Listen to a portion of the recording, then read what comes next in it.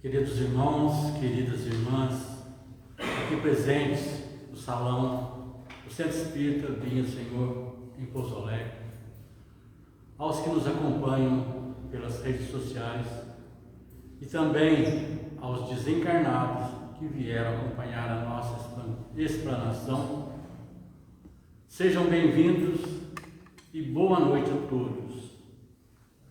Nosso estudo de hoje é a mensagem evangélica, o paralítico da piscina, está no Evangelho de João, capítulo 5, versículos de 1 a 18. E nós sempre fazemos uma prece inicial, com o nosso pensamento elevado em Deus, em Jesus. Nós pedimos ao Mestre que através dos seus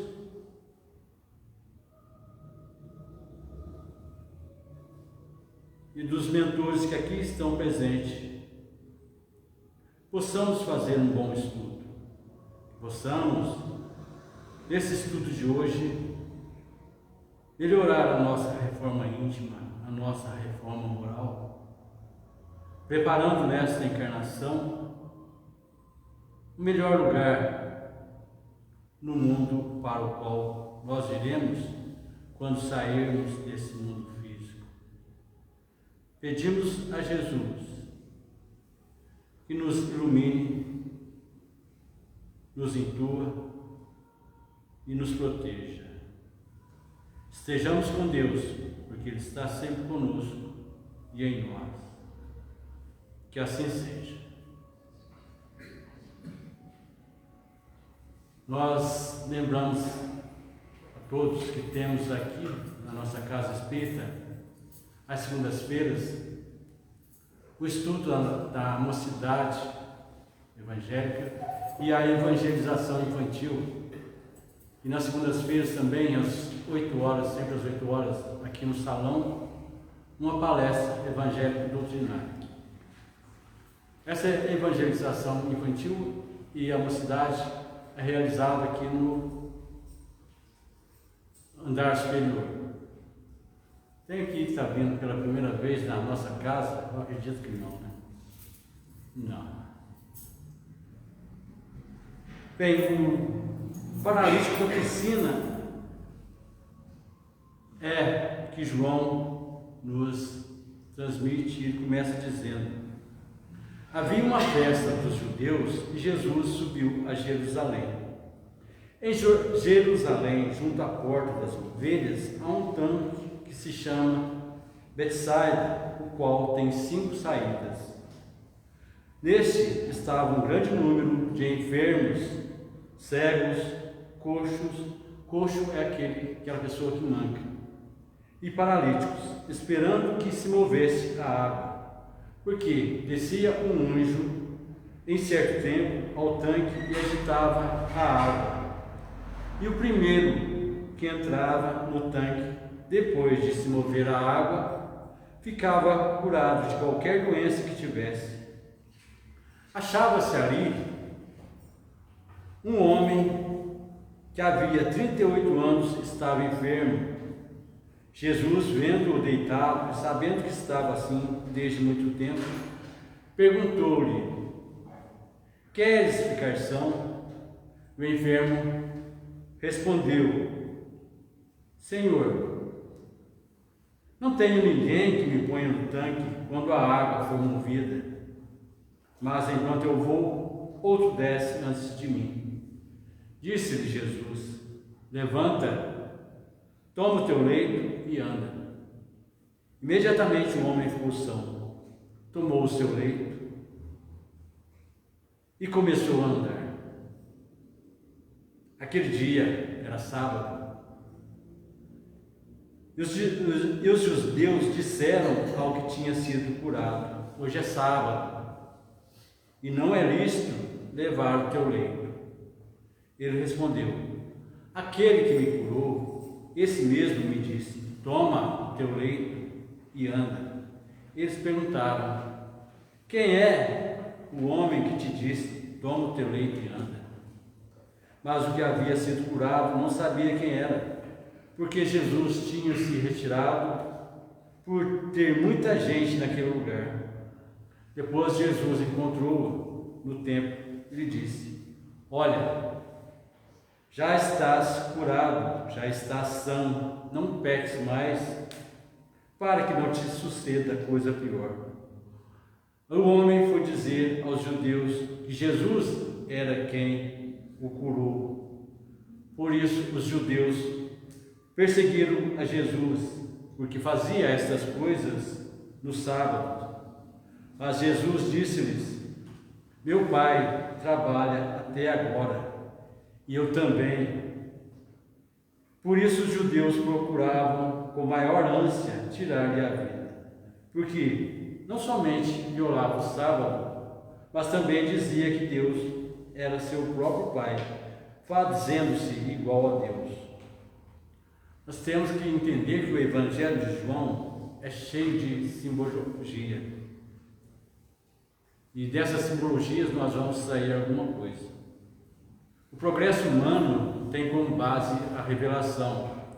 Ela é a luz que em todos os tempos tem iluminado as gerações para que conheçam os esplendores divinos.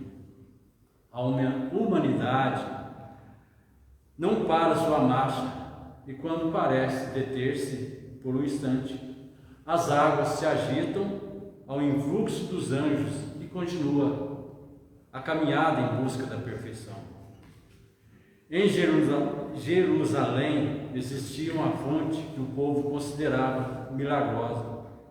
Segundo acreditavam, periodicamente descia um anjo que movimentava as águas, e o enfermo que se achasse no tanque, no momento em que se movia a água, de lá saía completamente seco.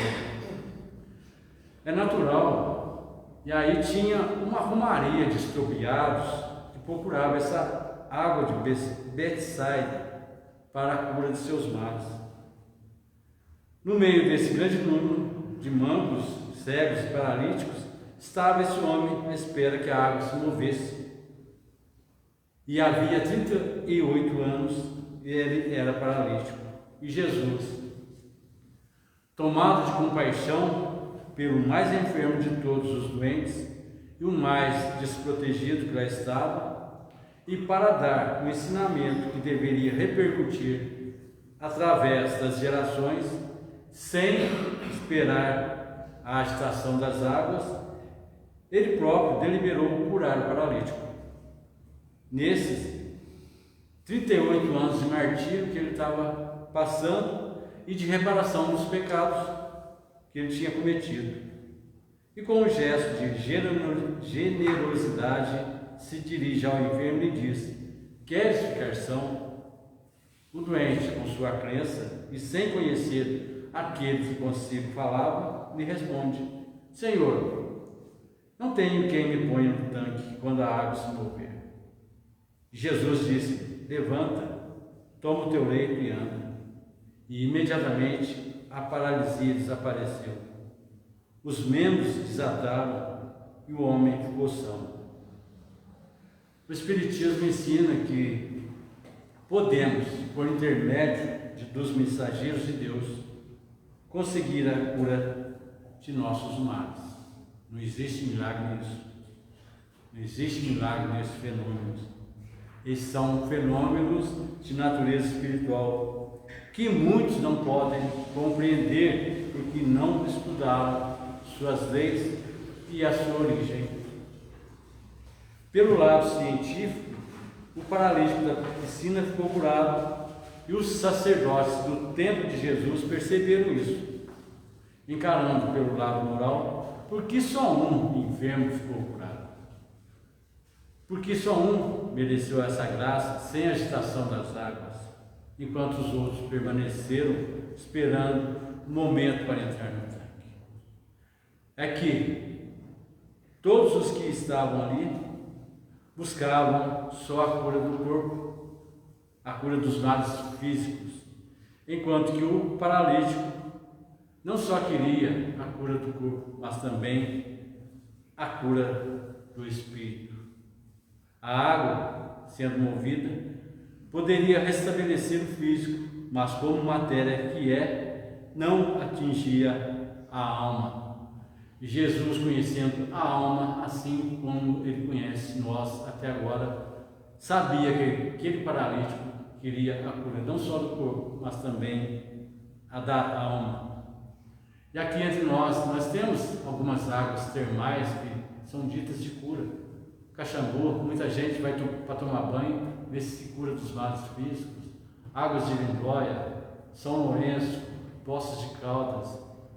Mas essa cura sempre vai ser a cura física, a cura parcial, que é a cura da alma. Não precisa ir até buscar essas águas termais. Elas vêm até nós, elas não precisam ser movidas. O ponto principal do trecho evangélico é que, sem entrar na piscina, o paralítico ficou são. E qual o motivo de Jesus fazer a cura só de um, quando tantos se achavam ao redor da piscina? Será que Jesus não poderia ou não queria curar os outros? É que o paralítico, pela sua crença, estivesse apto a receber a cura, os outros não. É com certeza que os outros não acreditavam que Jesus pudesse curá-los. O próprio paralítico que estava ali para ser curado não reconheceu Jesus. Pode ser ainda que os demais, em grande atraso espiritual e moral, rejeitaram as explicações do Mestre, pois não era costume Jesus ir curando sem anunciar aos enfermos a palavra da vida. Não há dúvida sobre essa hipótese de que Jesus deu as palavras de Boa Nova, porque ele encontrou o paralítico no templo e falou: não peques mais para que não te suceda coisa pior. Isso é um indício de que houve a explicação da Boa Nova naquele tempo. E ocorrendo a cura do paralítico no sábado, os judeus que eram fiéis observadores dos dias, das práticas exteriores e ritos de sua igreja, revoltaram-se contra Jesus por ter violado o sábado e quiseram impedir o curado de levar a sua cama. Mas esse recém-curado, sem obedecer os sacerdotes, limitou-se a responder: aquele que me curou disse: toma teu leito e caminha. Ele me disse que caminhasse, e eu não posso deixar de ouvir a palavra dele para ouvir a vossa, que nunca teve poder de me curar, nem mesmo de me colocar no tanque quando a água se movia. E aí nós temos que, entre as 39 proibições de trabalhos aos sábados para os judeus, é mencionado o transporte de um leito, vazio ou com alguém deitado nele. Por isso os judeus ficaram revoltados com aquele que ficou são, porque ele estava transportando o leito. Aí, voltando à recomendação de Jesus: olha, não peques mais, para que não te aconteça coisa pior. Parece que o mestre queria dizer ao paciente que aquela enfermidade tinha por causa o passado dele, o pecado que ele cometeu nesse passado. Aí, cessada a ação do pecado, porque já tinha penado durante 38 anos, e sob a palavra de Jesus, cessou a moléstia, sendo restituída a liberdade ao doente. Mas os judeus eram cegos de espírito, não viam o que Jesus lhes mostrava, como acontece ainda com a maioria da humanidade atual. Os judeus, em vez de aprenderem a lição que era oferecida, decidiram perseguir Jesus, sob o pretexto de que ele curou no sábado. Então o mestre dirige-se a eles e diz-lhes: o meu Pai não cessa de agir. Quer dizer, está escrito na vossa lei que Deus descansou no sétimo dia, não é verdade. Porque Deus, meu Pai, trabalha sem cessar e eu também trabalho. Isso Jesus explicando para os judeus que acreditavam que Deus tinha descansado no sétimo dia. Mas não, Deus continua trabalhando até hoje e Jesus também. E assim Jesus estabeleceu lições de amor a Deus e à caridade. E Jesus nos convoca a levantarmos no ninho das imperfeições em que nos comprazemos de coração cansado e mente corrompida.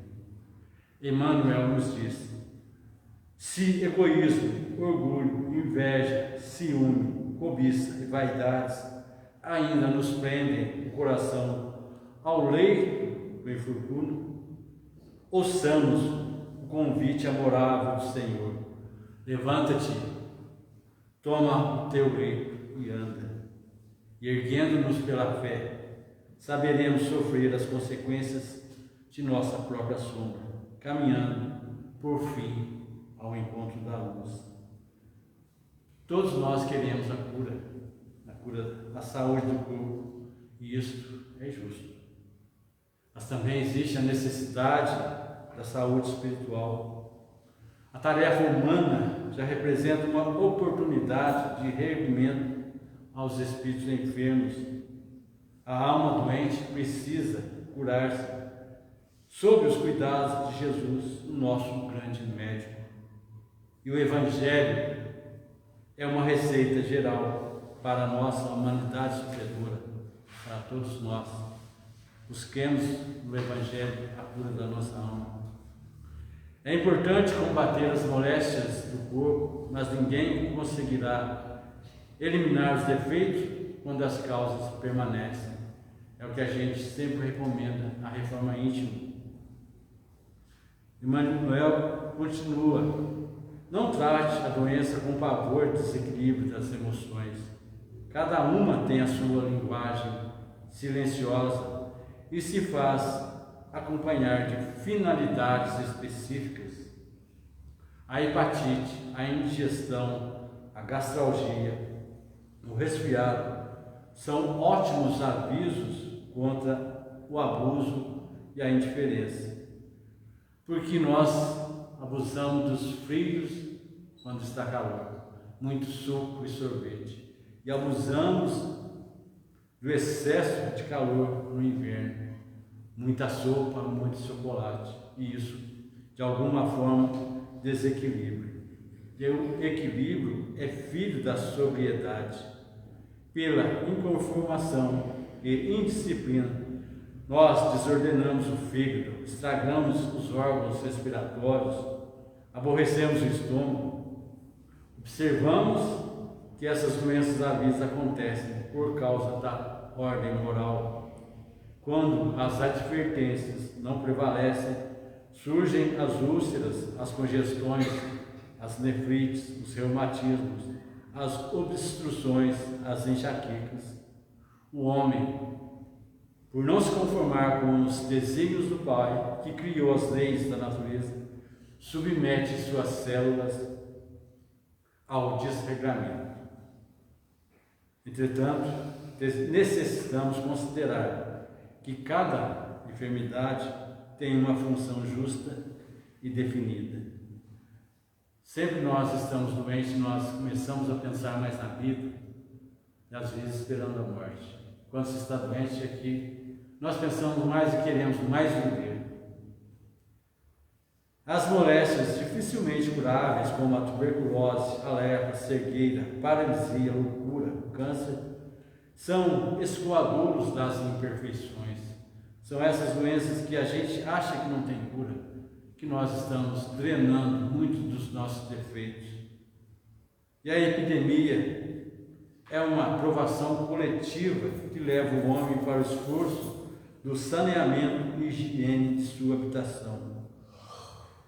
Nessa pandemia que nós passamos, nós aprendemos a lavar as mãos que nós não sabíamos. Foi uma forma da nosso Pai Celestial mostrar para nós que nós ainda temos muita coisa para aprender. Há dores íntimas, ocultas ao público, que são aguilhões salvadores para a existência inteira. As enfermidades vindas dos acidentes imprevistos são resgates justos. Os aleijões são parte integrante das tabelas expiatórias. A moléstia hereditária assinala a luta merecida.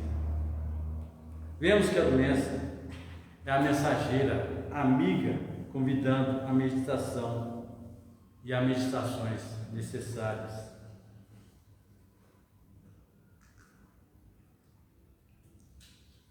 Desejas a cura?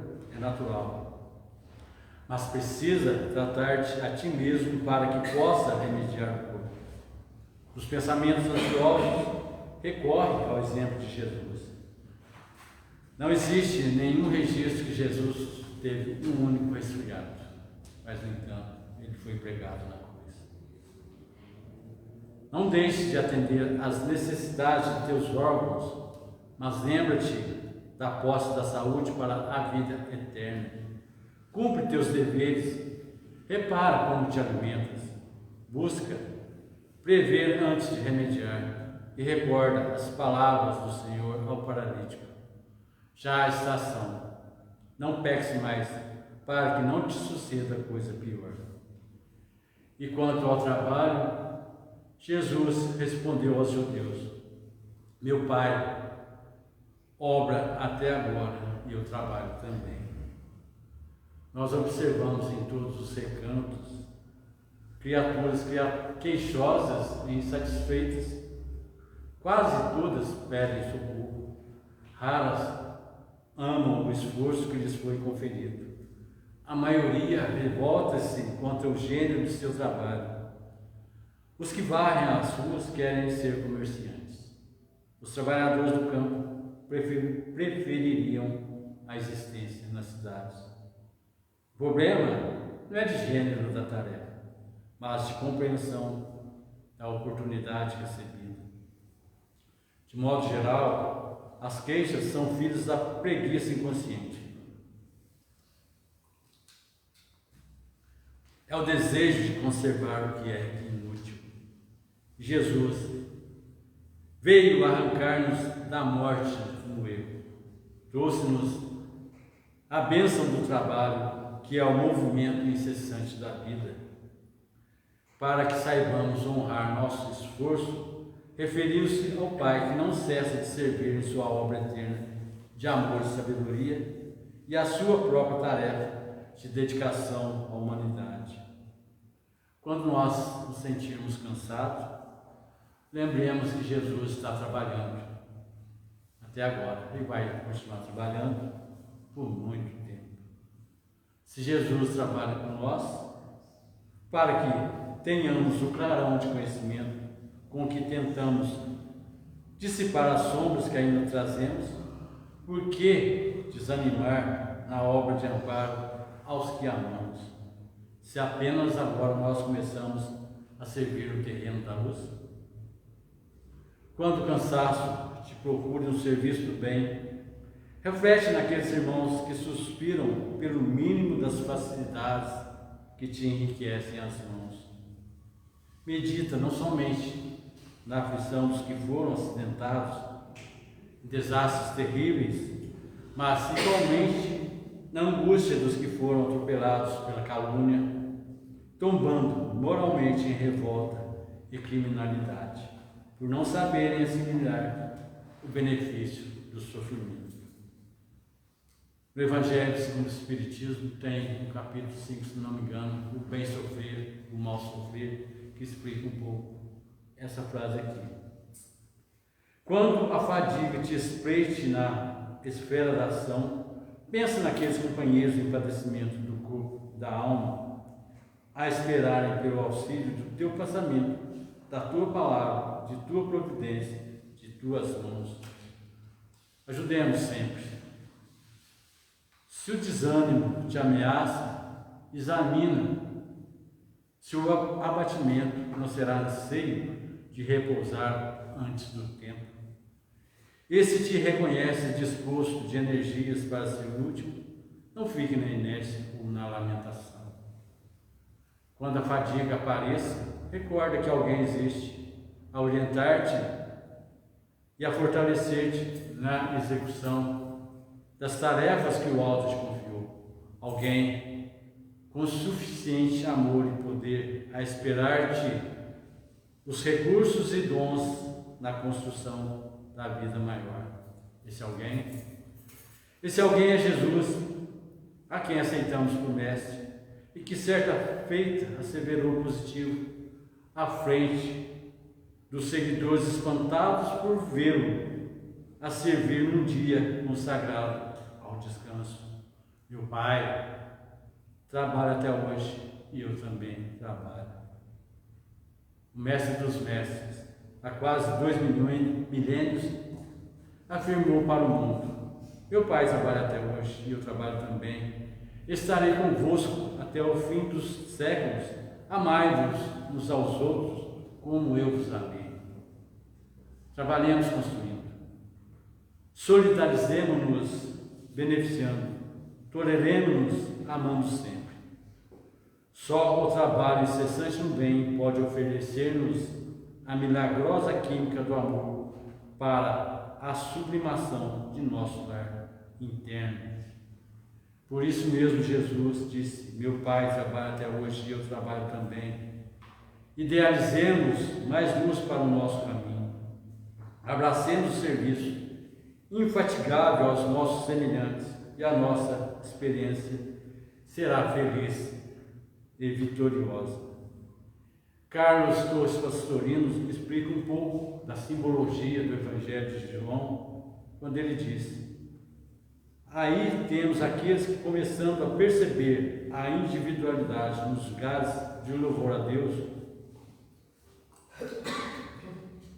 pacificados pela convicção religiosa, estavam cegos, não compreendendo o que com eles passava, não vendo a realidade evolutiva, eram mancos, como que caminhando com uma perna só, a devoção, sem conseguir usar a outra, a evolução, ou se achavam paralíticos sem poder dar um passo na estrada certa. Todas as 3 espécies de enfermos não poderiam mover-se sem a ajuda do outro. Já viu o cego andando pelas ruas sem ajuda, nem que seja da bengala? Um manco atravessando a rua sem ajuda? E um paralítico muito menos ainda. Um manco sem ajuda também de uma muleta. Todas as 3 espécies de enfermos que não poderiam mover-se sem a ajuda do outro. João não fala de surdos, dos que não queriam ouvir ninguém.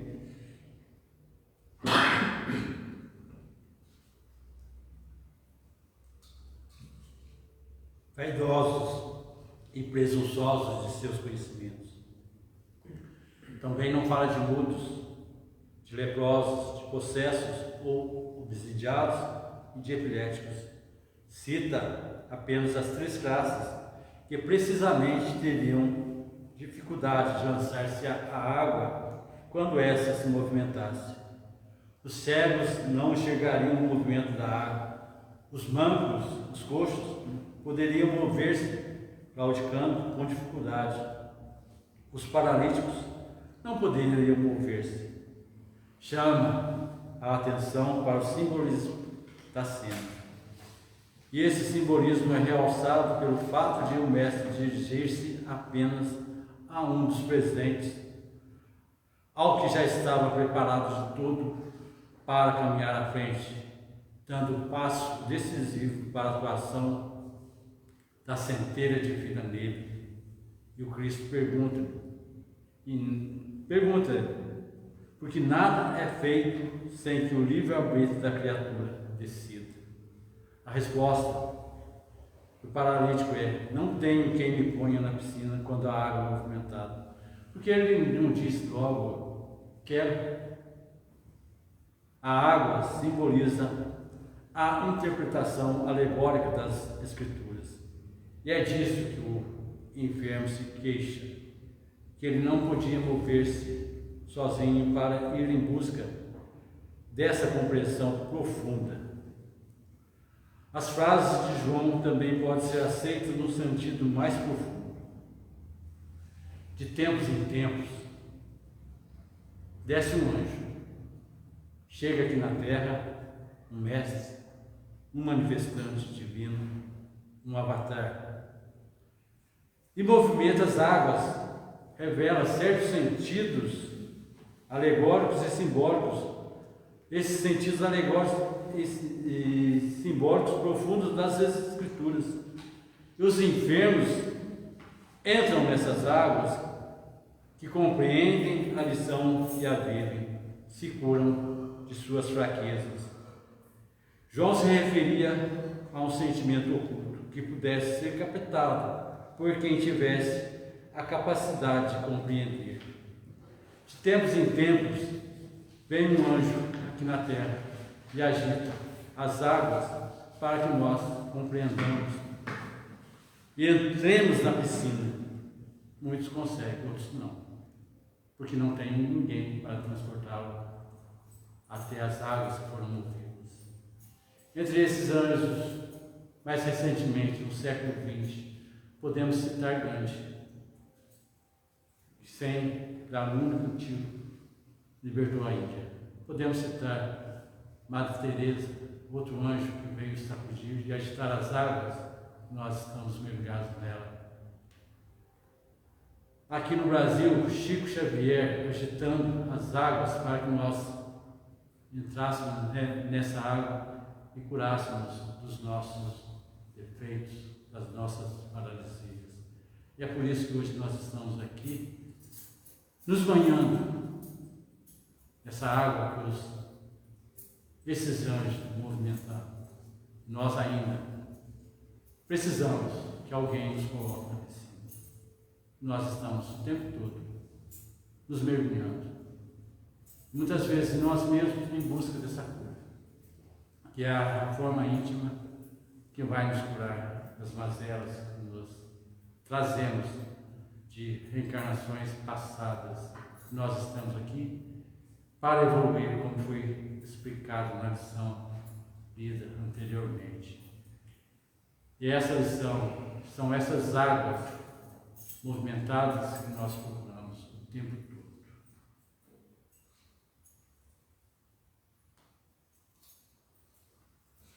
Agradeço a atenção de todos. Fiquemos na paz, no amor de Jesus. E para encerrarmos, nós fazemos a nossa prece final. Já devidamente sintonizados com o alto, com o plano maior, nós agradecemos a oportunidade de termos essa água da piscina que nós estamos mergulhados, que foi agitada essa noite, para que nós possamos sair da nossa paralisia, podermos ajudar a nós mesmos, ajudar aqueles que estão ao nosso lado, aqueles que cruzam os nossos caminhos. Porque o Evangelho de Jesus é para ser dito, para ser espalhado, como está em Marcos: ide e evangelizai a toda a gente. E é o que nós procuramos fazer. Nós estamos aqui para isso. Nós estamos tentando aproveitar a nossa atual encarnação para melhorarmos a nós mesmos e aqueles que estão ao nosso lugar. Que o Mestre possa permitir aos bons mentores nos acompanhar aos nossos lares. Que assim seja.